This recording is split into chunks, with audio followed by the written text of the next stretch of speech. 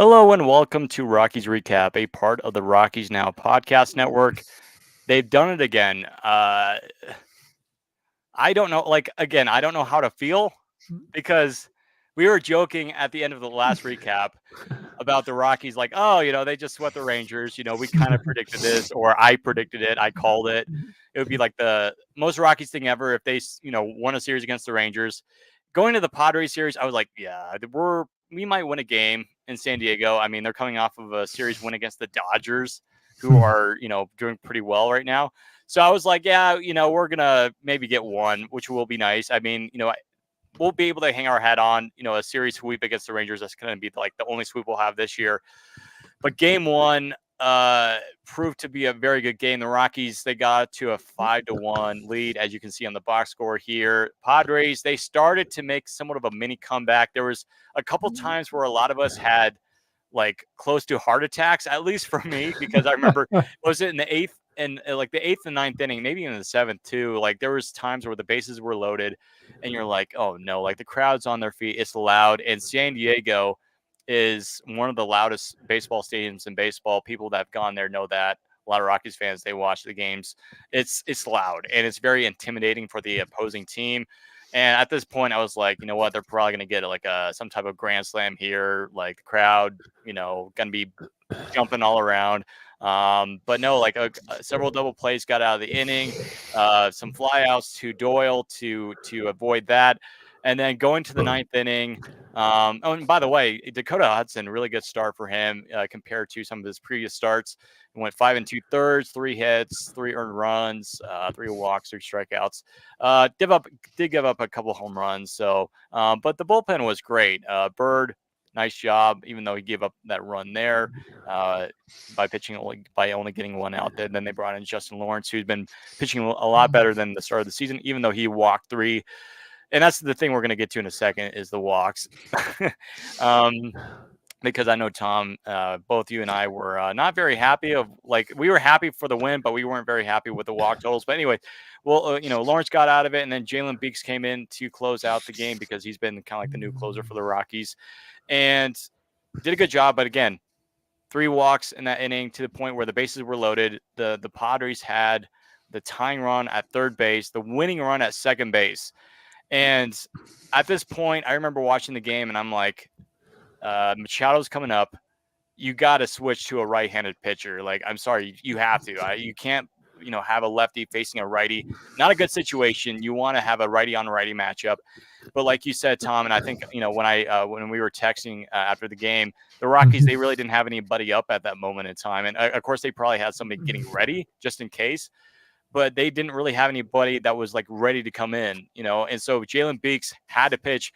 And I just remember thinking to myself, oh goodness sake, this is going to end horribly. This is going to be a base hit. Padres win the game or a grand slam or one of those things because Machado, he's had somewhat of a slower start this year. If you look at some of his numbers, especially in the series, he was horrible. But I was so dang worried. And I think the first pitch, it was inside. It was actually a pretty decent pitch. It was, not over the plate, which is definitely something you don't want to do, especially to Machado.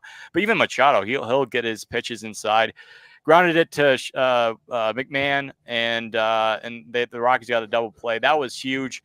But my initial reaction was like, they got to be better than that. The Rockies got to be better than that because, again, as we jump into the walks, the Rockies threw 11 walks in that game, 3 by Beeks, 3 by Lawrence, 2 by Jake Bird, and then 3 by Dakota Hudson. The Rockies very much almost blew this game. It could have been one of the most ugliest losses. The Rockies have had a lot of ugly losses at Tom this year, but it could have been an ugly loss here. But the Rockies, their defense has been phenomenal over the last week. And it proved in that game to get a few double plays in that game and to win that crazy of a matchup in game one for the Rockies, winning that one 5-4. Well, there's that famous saying that I keep repeating on the show, and that is that when you give great teams extra outs, they will beat you and they will burn you. And when I look at when the game was over and I looked at how many walks that our pitchers had in total, I thought, oh, oh my goodness, what the? I didn't realize it was that high. And in the end, the right team, or you could say the right team and the great teams find a way to win. Now, I'm not saying this is a great team overall. I'm just saying the phrase. But the point is, Yeah. if you when you win, you find if you know what you're doing, you find a way to win. The Rockies just found a way to win, in spite of, like I said, all that traffic on the Bates paths. They figured it out, and of course, there were two critical double plays at critical points during this game. The defense showed up, and to your point about Manny Machado, with him being up there, I was just hoping to. The thing about him, I've noticed a lot, especially this season with his ground. I think I texted this to you. His ground ball rate is up. I think it's 8 or 9% this year as compared to the last several years. So, like you said, he's off to a slow start. Beeks kept the ball down. Just don't let him hit it. Just don't give him a mistake and give him a chance to really put the game out of hand or take the lead. And that's what Beeks did. He gutted it out. He grinded it out. Bird, Lawrence, Hudson, even though he almost went six full innings for a quality start, they found a way to win. That's the point is. And the pitching gave the offense a chance, and the offense did what it needed to do to back them up. 9 hits, 5 runs. The fourth inning was the big difference maker for the Rockies. And it's an ugly game in terms of control and allowing. I mean, like it's like they gave the Padres plenty of chances to win this game, and I can't imagine what Mike Schilt's post game speech was after that game. If I was him, I would be probably doing something along the lines of what Danny Glover's character did in Angels in the Outfield, where he just takes that buffet table, just throws and goes, one more night, and just do something like that or whatever. Because I would, or I'd be throwing a bat against the wall because that's. Yeah. That if I was on the Padres, I would think we should have won that game. There's no excuse. But hey, for us in our hands, it's a win. And like I said, it's in a pretty not hostile, but a pretty packed crowd, because Petco Park is one of the more packed ballparks in baseball. Speaking of that scene, it kind of reminds me of Moneyball too, where several times where Brad Pitt would throw like a chair against the window, and then or he would flip the desk. My favorite scene is when they're like Pena, and he's inside. Okay. And he just goes back to the desk and flips it. That would be like the Padres' reaction for that game and also for the series. But one thing I want to do shout out for, because we kind of did one on our Instagram story in game 1, Jake Cave. I know we'd like to see the Rockies prospects or Rockies young players get more playing time in the outfield, especially Hunter Goodman or whatever, or Sean Bouchard. But hats off for making that catch in that to get the first out in that inning, in the ninth inning. Because Save the game. I saved the game. Basically, I mean, it was unbelievable. His defense has actually been really, really good this year. He made a nice play in the Ranger series. It was a ball off the wall, and Cave threw it to second baseman to Brendan Rodgers that got the out there to end the inning.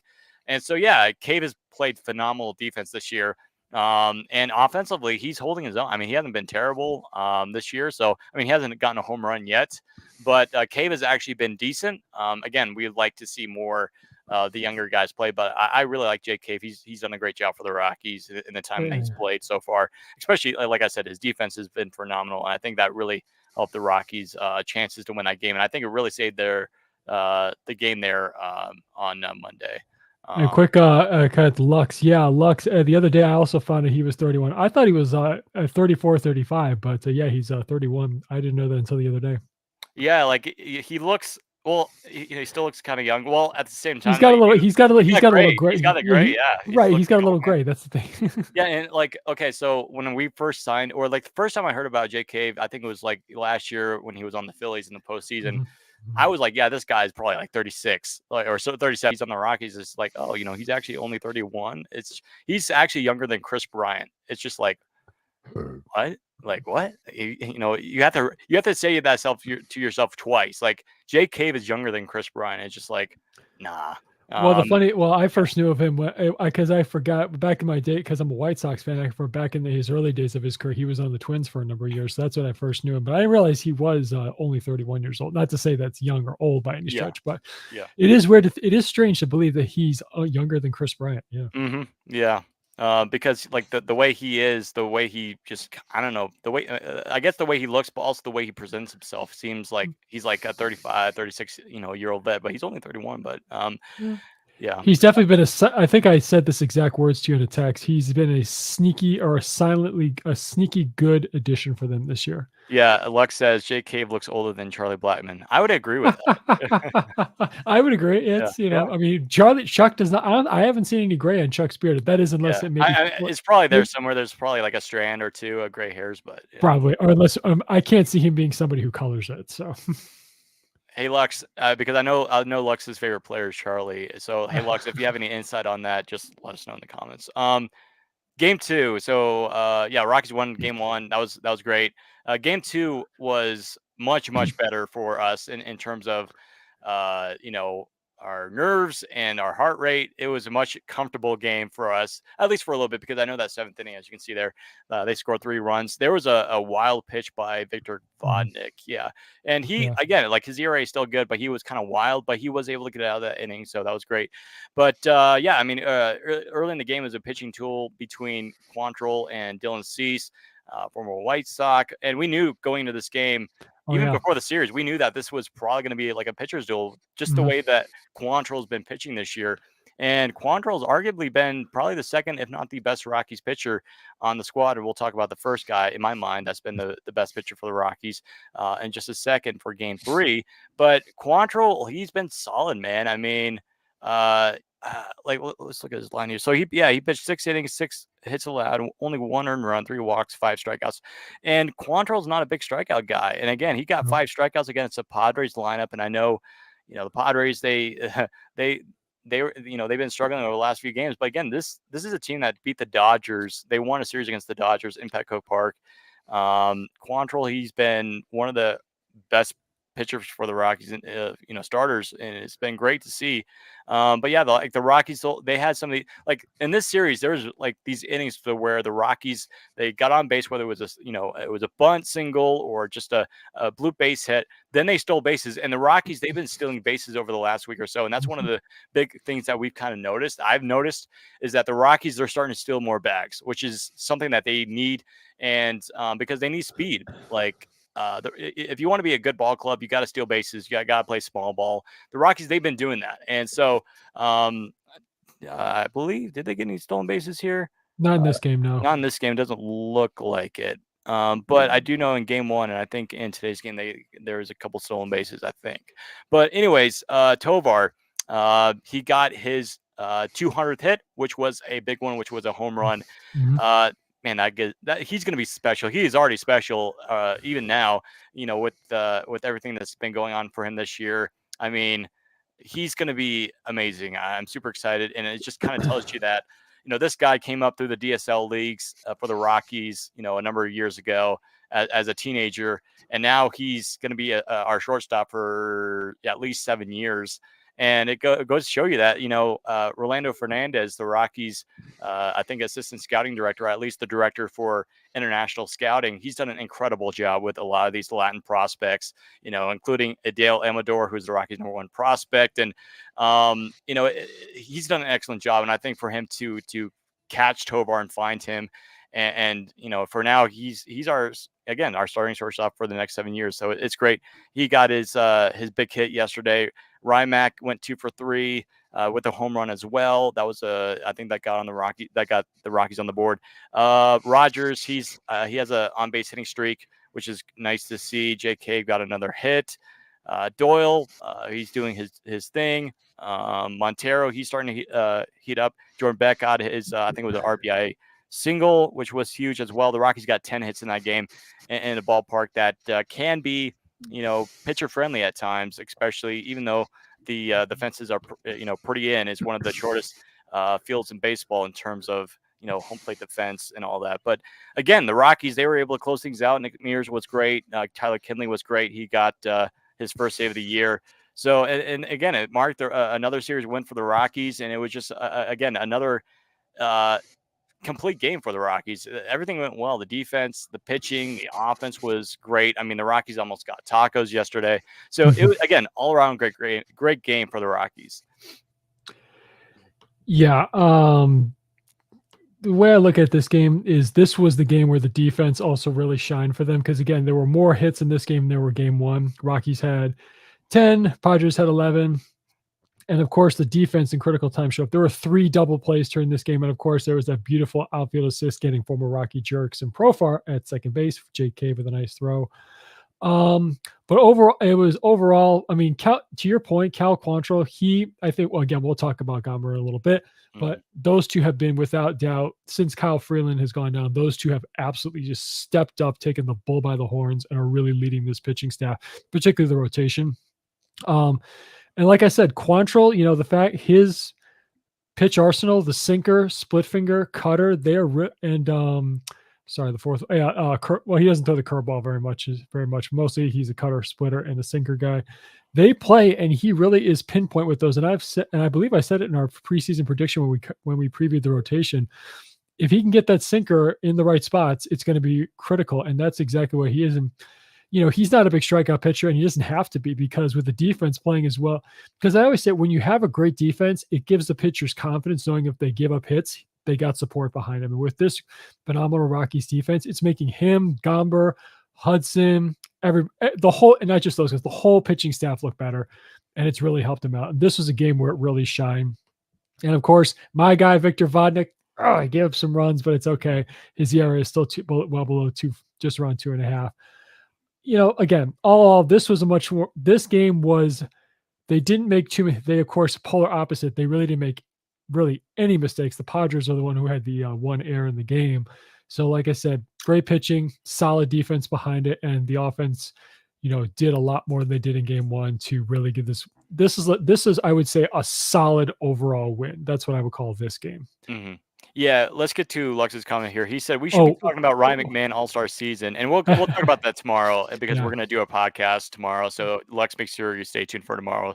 And one more. Oh, sorry, one more comment I want to make. And this was the game I was looking forward to, because you point out former White Sox Dylan Cease. Yeah, there you go.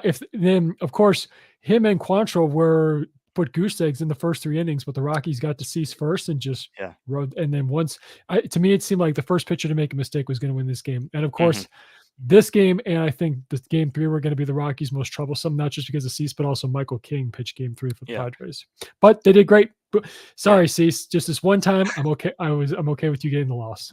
Yeah. Well, I was just thinking this too, because I think they mentioned in the broadcast, and I had already known this, but I kind of forgot it because of his years in Cleveland. But Quantrill, he was a former Padre. Yep. And actually, he made his debut and actually, I think he came up through the Padre system, if I'm not mistaken. Yeah, he was. I can't remember the year, but he made his debut. If you want, I can look. I think it was 2019. Let me. It might have been 18 here. I'll look real fast. Hold on. Yeah. Okay. Just give me one moment. Yeah. But anyways, again, Lux, we'll be talking about Ryan McMahon tomorrow, Ryan Mack. Again, we'll be talking about a bunch of stuff tomorrow, because we have a full podcast on display tomorrow.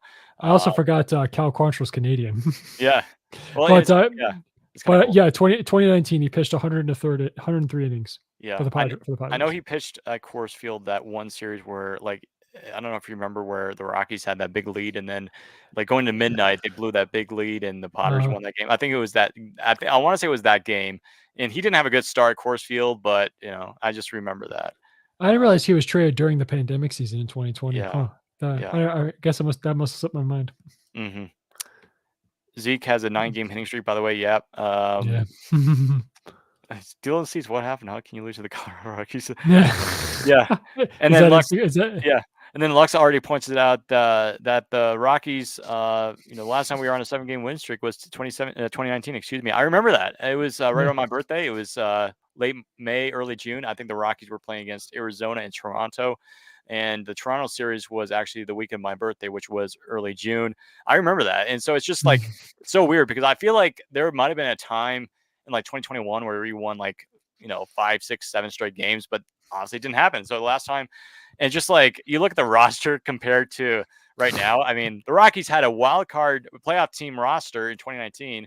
And it's again, like, I mean, we're not going to go deep on it because we got to get to game 3, but it's just like the Rockies in the first half of 2019, they were in a wild card spot. Like I think they were the number 1 wild card team back when there was 2 wild cards. I think the other one was like the Phillies or something, but it's just like, it's crazy what baseball will do to you. And it's just like with this Rockies team, probably the worst on paper in franchise history, they go out and win 7 straight games. It's just, again, like, when we first got into the studio before we went live, you're like, what is happening to this team right now? And that's how I felt yesterday, even today. It's like, what is this real? Like, what the heck is going on with the Rockies team? Like, what happened to the old Rockies? So it's great to see. One thing to point out: 2019, they had an 8-game winning streak. 8 game. That's yeah, It because I was think they went on the road, and I think they won the first road game, if I'm not mistaken. it was but from it was from May 26th to June 2nd. It was against won the series finale against Baltimore, then swept Arizona, 4-game series Arizona, and 3-game series against Toronto. Yeah, And then I'm lost the series it's to starting to the. get come back to my head now. I'm starting to remember. Yeah. Well, I went to 2 games that year. I went to a game at Great American Ballpark in Cincinnati, and then a month later, a game in Busch Stadium. Yeah.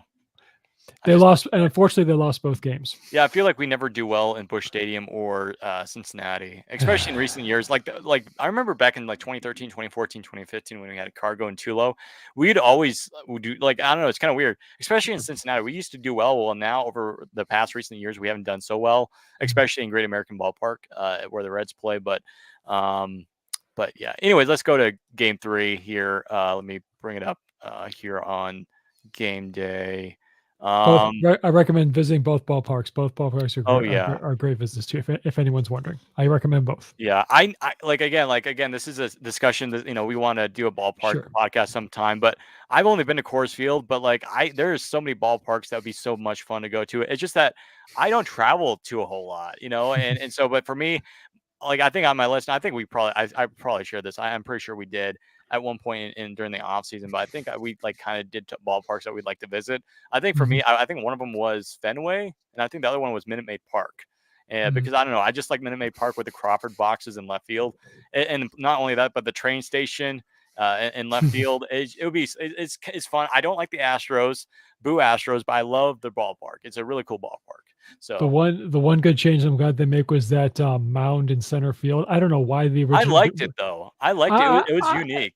I thought it was strange. Well, I just thought it was strange. That's all. Well, I don't know if you might know this, but the Isotopes they had towels. Well, not towels. It was like a hill. I think it was called Isotopes Hill or Topes Hill in center field. And of course, I think it was a year or two ago they got rid of it. And I think that was like the last minor league ballpark that had a field in center or like a little hill in center field.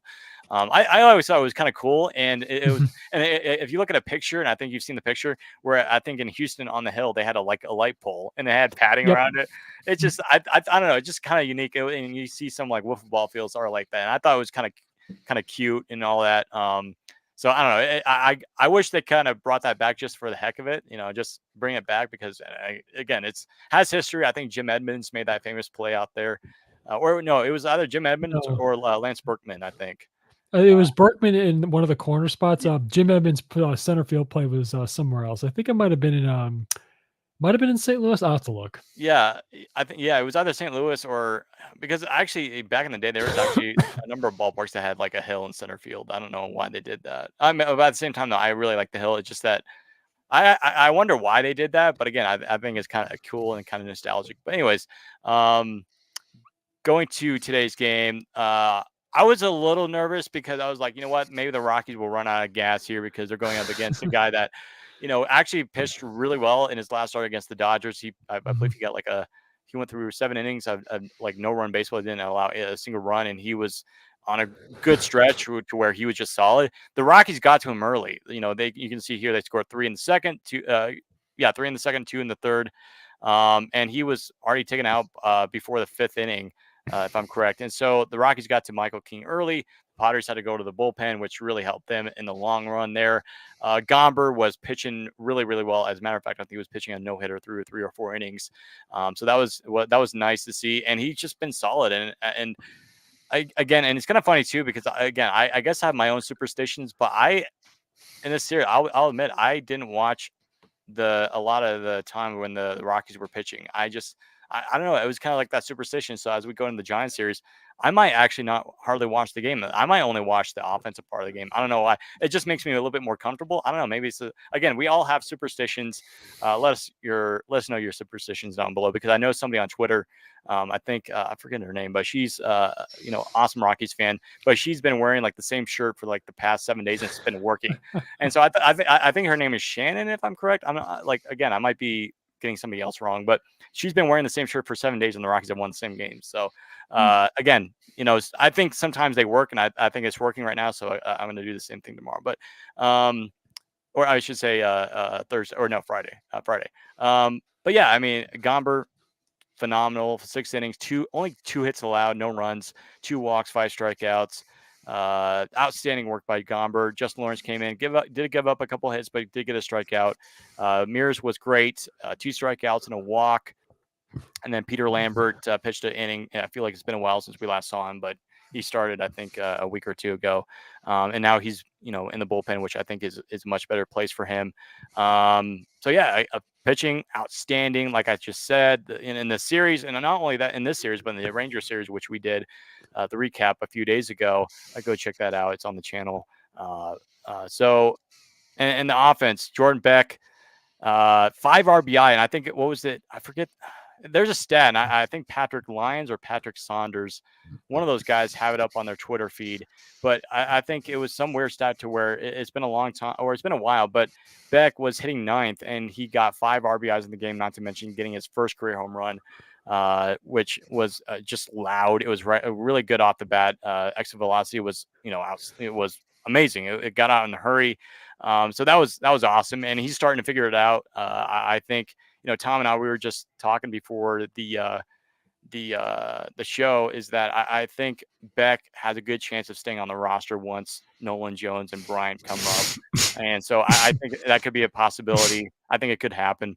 But yeah, Montero got another knock. Stallings, he's still hitting. Like he's hitting 320, and I think we mentioned this in the Ranger series recap, but like, if you would have told us that like Stallings would be one of our better hitters on the team, like we'd be like, no way. I mean, this guy barely hit last year, and now he's hitting. Again, it's early. It's somewhat of a small sample size, but again, he's playing. He's hitting. He went 2 for 4 today. Got 2 RBIs. Like, this is great. I mean, Stallings has been a great addition for the Rockies. Jay Cave got 2 more hits. He's actually been good. And again, like we just said, we'd like to see like Hunter Goodman, Sean Bouchard get some starts in right field. But Cave was actually good in this series, defensively and offensively. Got on base. Brenton Doyle got a home run there. That was I believe his 5th home run of the season. Again, tacos today and tomorrow. I should say tomorrow, because you get your Taco Bell special there. But offense has been clicking. The pitching has been clicking. Overall, it was just a great series. And the Rockies, they've won 7 straight games. Like, this is we were at one point, we were 8-28. Now we're 15-28. Still bad, but a little bit better. Tom. It's I would say a bit better, and I would say getting more to the territory of much better. And it is true, Lux. It is insane they're doing this without Nolan Jones and Chris Bryant. So Yeah. And also to the Astro Stadium, they removed the hill in 2015. You can go check out some pictures of that online. Yeah. But anyway, to the game, Gomber, I mean, my God, if he continues to pitch like this, he's making his case to be one of the all-star starters. Yeah. He's just, and then, he doesn't have that reputation to be a big strikeout pitcher, but like I said, you don't necessarily have to be, especially when you got a great defense like the one that the Rockies have. So, and when you watch, and your point about watching him pitch, watching him today, he just seemed more relaxed, calm, and you see a ray of confidence just on his face. He just seemed like he was just, it was just a natural thing, just do it over and over again, going through the motions and repeat everything. And like I said, he seemed also just focused and in the zone and calm at the same time. So yeah, he has been, I'm just so happy to see that something. I don't want to downgrade Montero here. And don't take my comments as that I'm trying to, but it's just good to see that somebody who was a well thought of prospect or player from the Nolan Arenado trade is really starting to hit their stride. And it couldn't come at a better time, considering our pitching could be seen at one point when Freeland went on the IL, could have been seen as thin or in trouble. Like I said, he has really embraced his role as a frontline starter in this rotation. And overall, to me, this was the Jordan Beck game. I mean, my goodness, it is, as you pointed out, we talked about this before the show, that when KB and Nolan come back, it wouldn't surprise me if Bouchard and Goodman are sent down. and it's going to be tough to delegate at bats. But if it's possible, I would play Jordan Beck in right field, presuming that he can handle the position. I would play him there every day, because Nolan Jones is cemented himself as the left field. But anyway, but overall, it is crazy that this is the first sweep at Petco for the Rockies at Petco Park since 2013. I think it was Drew Goodman who said that on Twitter. Mm. But it's just like I said, with this being over, how about this team? I mean, 7 in a row, and it's I'm just it's part of me is dumbfounded, and the other Yeah. part of me is just Yeah. over elated with joy. Yeah. So considering where we were not too long ago, less than 10 wins, people were joking at us saying, "Oh, the Rockies don't have are one of those teams that still don't even have 10 wins." Well, now Mhm. we're we are arguably the hottest team in baseball. So Yeah. it's going to be interesting to see how things go in San Francisco, especially for Jordan Beck with this fantastic game. It'll give him confidence going into this game because again, the dimensions at AT&T Park are not the easiest to play, especially with the kicks off the carom in the corners. So we'll see how that goes for him. But overall, yep, this is something good for them to hopefully we'll see if they can build off this as they continue this road trip. Mhm. Yeah, I do want to mention because there was somebody that commented on our, I think, final score thing on Instagram, and they made a good point. Is that you know we're excited about the 7 game winning streak. We all are, right? Mhm. But this is still a team that's probably going to lose 100 games, Right. and it's unfortunate, like because we don't like to lose 100. We don't like losing, period. But considering this is a rebuild, you know what? Let's just enjoy the games that we win. Yeah, it's going Mhm. to suck when we lose, but it's just that, because I know there's been times this year where it's just like, man, it's hard to do a recap or it's hard to be excited about the Rockies. And you're just like, you know what? You like to, just, it's easy to, I forget the saying, but it's easy to feel down when you're down. Um, and it's been like that. But it's nice to see that the Rockies are actually stringing together 7 straight wins and in a season that's been so bleak for them with the injuries and of course, um, all that sort of stuff. But it is promising that I think Marquez should be coming back in the next month or so, roughly, because I think he's already starting to get his arm warmed up, and he should be going on a rehab assignment in the next few. Really? Yeah, I saw Oh, somewhere. I think it was on Instagram or Twitter. I saw a picture of him, and he was in Arizona at the spring training facility, and oh, I didn't. he was in uniform Oh, and everything, and I think he took a oh, picture with the Arizona Fall League, not Fall League, Arizona Complex League guy, and yeah, I think he's already starting to throw a little bit. mm. We do know that he's closer than Senzatella. Senzatella is not going to pitch this year. Oh, We all know that. no. But Marquez, I think Marquez is going to be. This is because again, I love out of the park baseball, and I was just playing it today. Well, according to out of the park baseball, Marquez comes off the IL. I want to say the last day of May or June 1st, but here's the thing though, he's 100% going to go on a rehab assignment. There's no chance the Rockies are not going to be stupid and just like bring him on. No, so I would assume Marquez is probably going to come back sometime in the middle of June or late June. I don't know. It could be early. I don't know, but I think the Rockies are going to be a little bit safe with Marquez, not rush him because again, this is you're not really playing for anything this year. You're really again all about drafting and all about playing your young players. That's really what it is this year. And again, it's just like that's the thing too, is that I don't want people to get too excited about the Rockies this year, even though it's exciting to see 7 straight wins. It's like we're not going to be winning this year. We all know that. It's all about next year and the year after that and the year after that, right? And so um, it's again it's exciting, but at the same time though, you don't want to have too high expectations to where maybe we'll compete for a wild card. No, it's just with the roster that we have this year, it's not terrible, but there's holes in this roster, and that's why in the next year or two we're going to see some of these prospects come up like Zach Bean, Drew Romo, who has been scorching hot in AAA. I don't have it like the Twitter up with me right now, but of course, we have this screen right here, so you can see the box score. But maybe one of these days we'll look at some of the prospects. But I think what was it? Drew Romo has been hitting like over 400 in the last X and X amounts of games or something. It was like in the last week or two, he's been hitting over 400 in AAA. And I think if Diaz were to get injured, which I don't think he is, I think he had today off. I think he has a sore right hand or something. It's been bugging him over the last few days. But if Diaz were to go to IL for some reason, Drew Romo is going to get his cup of coffee up here. Because I know at the start of the season we were kind of like, yeah, Drew Romo is probably not going to make his debut this year.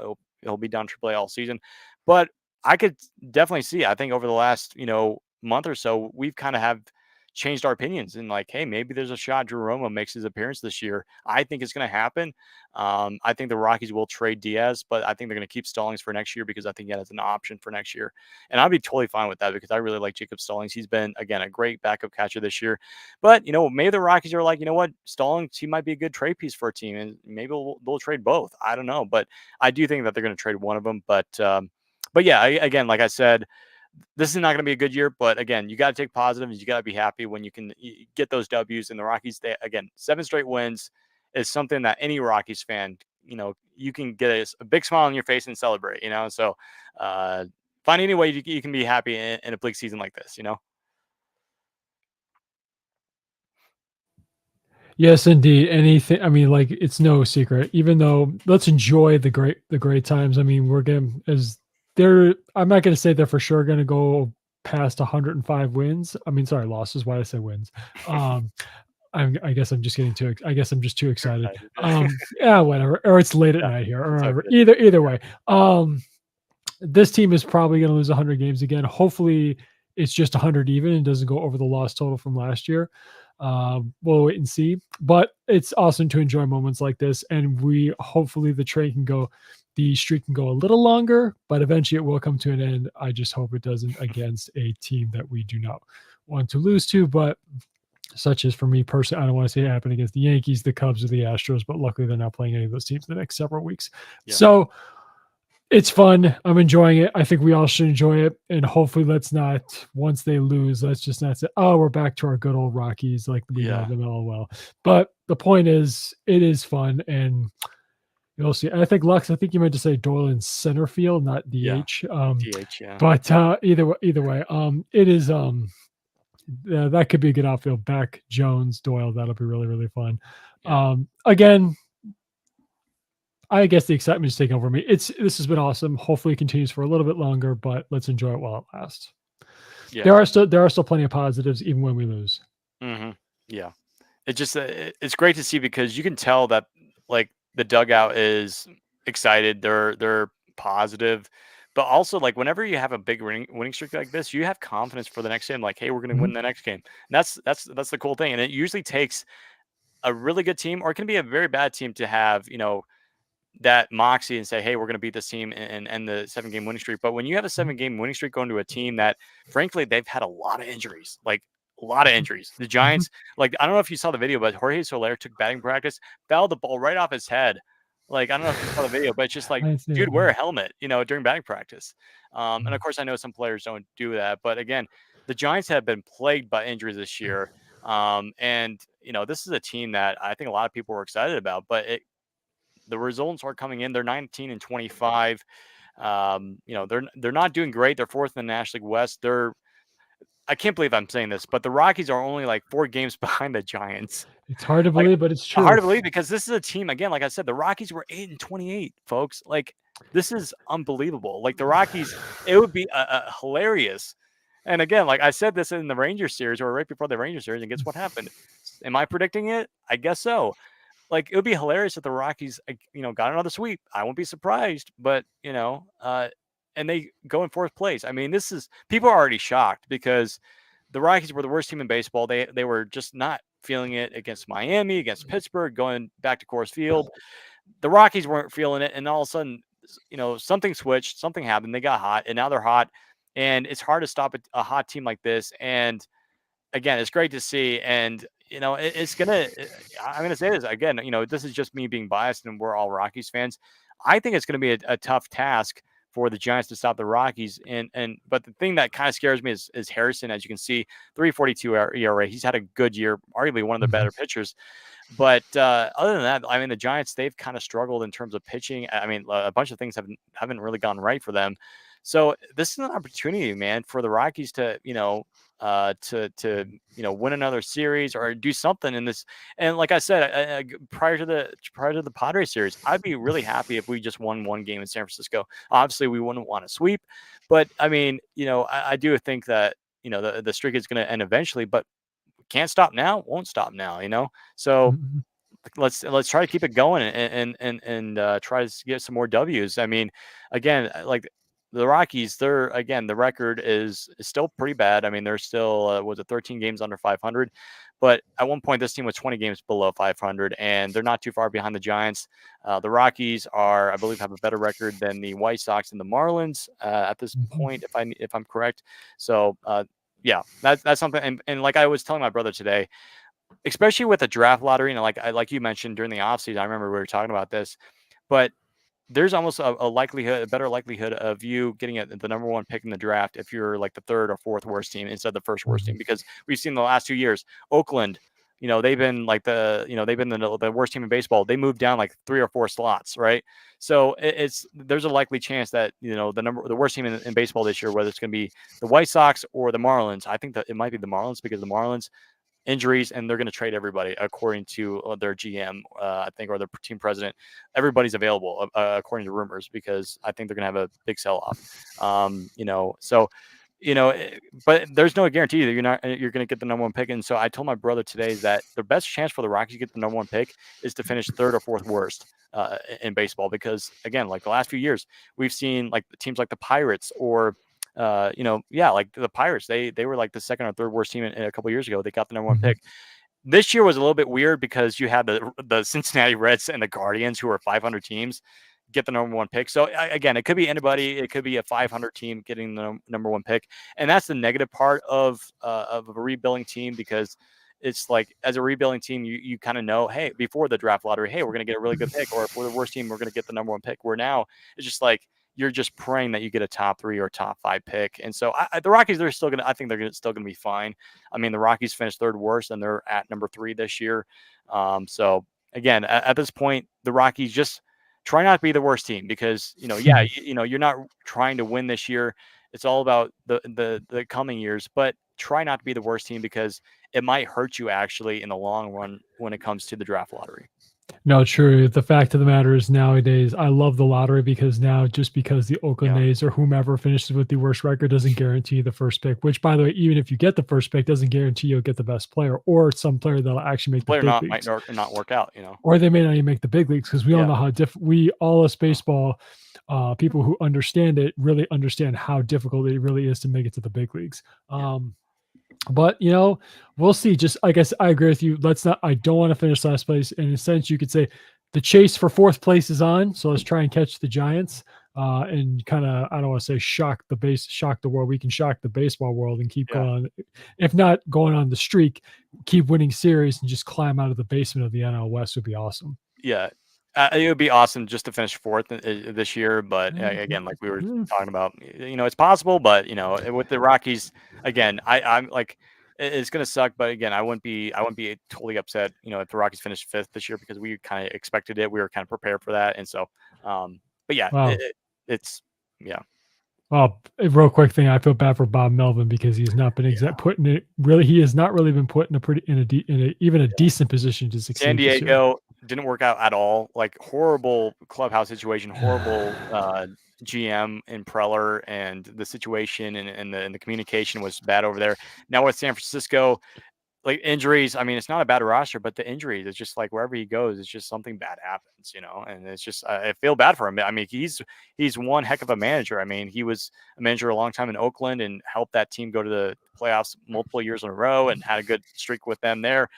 Just like, I feel bad for the guy, because he hasn't found like real success. He's been one of the best managers in baseball that haven't had a whole lot of success. Or no, hasn't really. He's gotten to a certain point, but just Yeah, haven't been able to take it to the next level. right, exactly. And again, Just yeah, we'll see what happens in the series, but you got to feel bad for him a little bit there. well, it's not exactly easy, considering a Yeah, guy who is supposed to be your ace signed well late into spring training and can't even stay on the mound. And he's ran out with his old pal Chapman at the hot corner. I think he's doing okay. I'm not sure, yeah. Let me but I don't know. How is he? Casey, Matt Casey, Chapman. Let me pull this up here. how's he doing? I'm curious. I have no, Okay, my so this year, of course, I don't think our viewers can see it, but this year, actually, Chapman's hitting 207. Five what's his OPS? OPS. Let me find it here. OPS is 603.